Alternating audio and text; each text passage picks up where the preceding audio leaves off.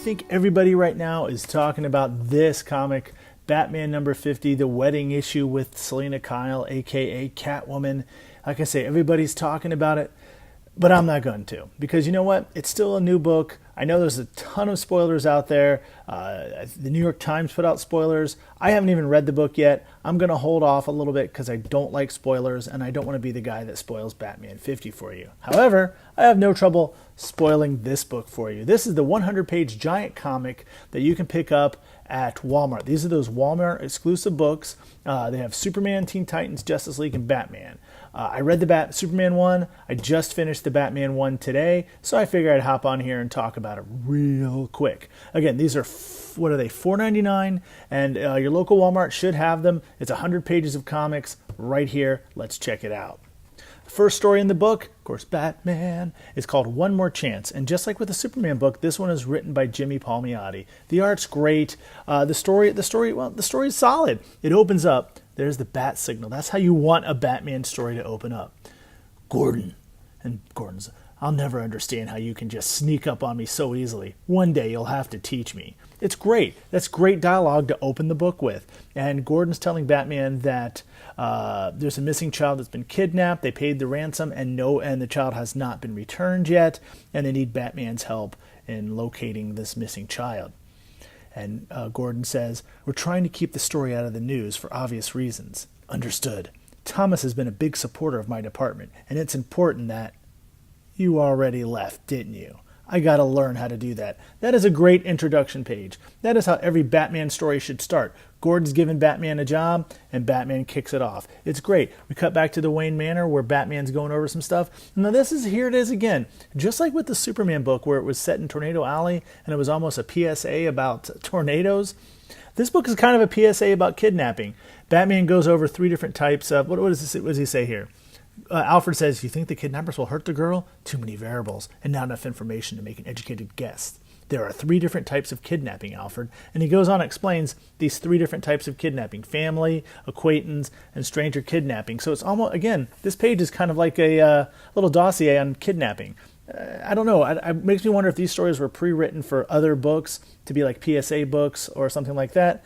But moving along. So Batman's reviewing security tapes, and he's going to go do some questioning. So he goes to the family, starts questioning about the night the girl disappeared, who was there and whatnot. We're introduced to this redhead character. A red herring, maybe? She was the last one to see the girl before she was taken.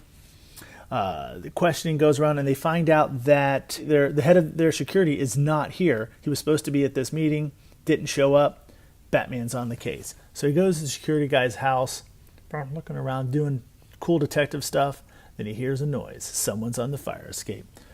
And Batman goes after him. It's a great, nice little chase sequence. Kind of what you want from a Batman comic. This is hitting all the marks that you want in a nice little action page here. Please, you got to help me. Help me first. Where's Anna? And he questions the guy. The guy doesn't know anything about it. He just provided information to somebody else. And how did you know I was coming here? Someone has texted him. So he's getting these texts from a mysterious source, his mysterious person who's hired him to give him the information. Alfred, this is kind of a strange bit of dialogue. It's untraceable to a person, but with the program I have, it's kind of clunky dialogue there a little bit. I'm able to trace the location to the sender. Sir, you're not going to like it. The message was coming from the Monarch Theater. Now, if you know Batman, this is where his parents were killed, at the Monarch Theater. And we get a nice little recap of Batman's origin. So just like the Superman story in the first book, or in the Superman 100 giant comic, they do a nice little recap of Batman's origin here. So it's a very nice introduction to the character. They give you they set up the story, they give you a little bit of Batman in action, and then they give you a little bit of the origin. So this is a good primer for somebody who knows a little bit about Batman, but isn't really steeped in his world. This is kind of a good, it's a gateway. It's a doorway into the world of Batman. So so far I don't see any reason why retailers are so upset about this book, and I'll tell you why they should be kind of happy about it. So it's this short Batman story that is to be continued. I'm not going to show you the last page because, I feel you should buy the book if you want to know what happens. So it is continued in August, but the very next story is Batman Hush Part 1. Now, I've never read Batman Hush, and I've been told for years that I need to read this story. So, and I just never have. But now that I'm digging through this book, I can see why everybody says Batman Hush is so good. The art's great. It's so well written. I just after reading this now, I think I want to go out and find the Hush trade paperback and read it myself, because I really am enjoying what's presented in this story. Like I say, the art is just spectacular. It's Jim Lee. The writing is Jeff Loeb. It's a great story. Killer Croc shows up. But one weird thing is the story opens up with Batman rescuing a kidnapped child. So I can see where maybe a reader might be confused that this is kind of a similar situation. But this is definitely worth putting in this book. It's a great read. So Batman's duking it out with Killer Croc. Look at this art. This is spectacular. This is what comics should look like now. Comics should have been getting better, not worse from this point. Every comic should be better than this one, and this is spectacular. Look at this. I'm going to eat you alive. So they duke it out a little bit more. Of course, Batman wins, but while the fight's happening, someone snatches the briefcase full of money. I know I'm recapping a story that came out in 2002. Yeah, this, like I said, this is the start of the Batman Hush story. It was originally published in Batman 608, and it ran for 12 issues, and it has been collected in trade paperbacks, hardbacks. It's pretty easy to find the Hush story. So the FBI shows up, and the money is missing. Batman says, during the fight, someone else took it. That's not possible. No one could have gotten through the perimeter. Look right there. Looks like somebody did. I did. And Batman takes off. And she could have easily. She?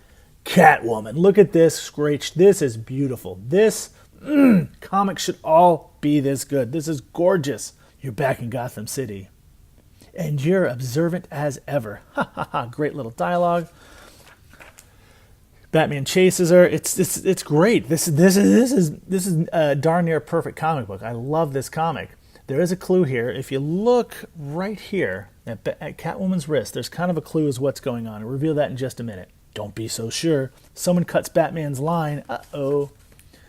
And let's see. He's falling down toward the streets below. You were saying? Batman? Oh, look at that. That is such a beautiful panel. Ugh. So Batman is falling, and he grabs a hold of a gargoyle. Ugh! And he says, my shoulder breaks.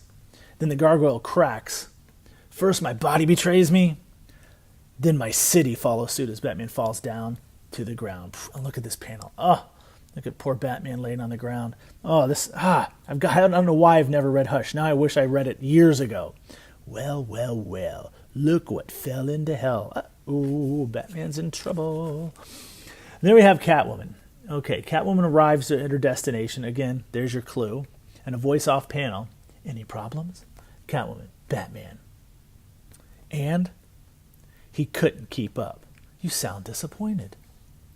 Would that matter? Again, look at her wrist. Not really, as long as you have the money. How would you say it? Perfect. Now, bring me the money. That's it. You know you can't resist me. No man or woman can. Look at this great splash page from the end of the book. Oh my God, this is comic book art. I didn't quite know that Poison Ivy's hair could actually move and pick things up, but it's like Medusa from Marvel Comics. What a great way to end the book, or end the story, to be continued. And they say it picks up in the next issue of Batman Giant, which will be in Wal-Mart, I guess, next month. So if you want to continue getting Hush this way, if you've never read it, or if you're someone new to comics, again, this is a great introduction. Frankly, Hush would have been enough for this book for $4.99 because it's such a good story. But they had that first original Batman story, and they have these next two, which are a little bit of a clunker. You have Nightwing, Welcome to Gotham. This is from the New 52 first issue of Nightwing from 2011. I had read it before. I sat down and tried to reread it. It wasn't that captivating, I guess, since I already knew what was happening. But it is a nice little introduction to Dick Grayson, the Nightwing's backstory. Talks about his past. The circus is back in town. It does a good job of setting up a new villain. Let's see, I don't even remember what the villain's name is at this point. But this story, as well as to be continued, and they promise to continue it again in next month's issue. You can find the second issue of the New 52 Nightwing pretty cheap if you dig around at Comic Cons, or it's all been collected in trade paperbacks at this point, so you can pick it up there. The final story of the book, to me, was the biggest clunker. I know a lot of people love this character, Harley Quinn. This is really the first time I've sat down and read a Harley Quinn story, and I was colossally disappointed. The setup is Harley Quinn is on her way to live in Coney Island, where an ex-patient of hers has left her an apartment. And it's this ridiculously... This first page just sets up how ridiculous this story is. This comically large pack she has on the back of her motorcycle. This talking beaver thing, I don't even know what that's about, but it's not interesting. It's not funny. The only interesting scene in this book that I liked, there's a dachshund being dragged across a road. She feels bad for it. She attacks the owner, and then next thing you know, she is in possession of a dachshund. However, then you have it's so funny. It's just so silly. It's funny. Look, she's got the guy by the neck, dragging him behind her motorcycle. He would live for about 5 or 6 seconds like that. But no. We're going to drag him down the street. Isn't this so funny? It's stupid. This book is stupid. Then you have, look, he's still on the back of the motorcycle. How is he alive? But then this other guy on a motorcycle shows up. She's here to kill Harley Quinn. It's not really explained why. I guess later in the book they reveal there's a bounty on her head. There's a shootout. She crashes a motorcycle. He crashes his cycle. She grabs her comically large hammer and attacks him. And as best as I can tell, I mean, it's well illustrated. Harley looks great here. It's a well-illustrated book. I think Amanda Connor illustrated it. But she kills this guy. She looks like she just knocks his head right off his body. So I don't know if the guy dragged behind the motorcycle survived or not. I would reckon he didn't. So she's already killed 2 men before she even gets to Coney Island in Brooklyn. So she gets to Coney Island, sees her apartment. They introduce a bunch of characters. It's just ridiculous dialogue that kind of... These sub-characters who you know are not going to stick around. One guy's, he's a little person, and they call him Big Tony. Oh, that's so funny. She gets into a roller derby. I'm sure there's an audience for this. I'm just not it. And I don't know if the average Walmart shopper who's going to be picking up a book called Batman is going to be that into a Harley Quinn story, but that's it. So this is the book. Like I said, the last 2 stories are a little bit of a dud. The first Batman story is really good. It's by Jimmy Palmiotti. And the second story in here, which is Batman Hush, which is a reprint of Batman 608 from 2002, is definitely...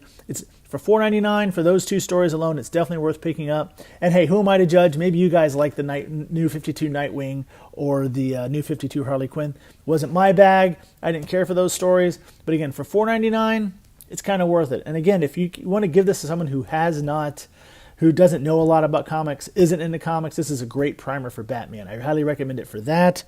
So again, I recommended the Superman 100-page giant at Walmart. I'm also recommending the Batman 100-page giant at Walmart. I still have to read these other 2, Teen Titans and Justice League of America.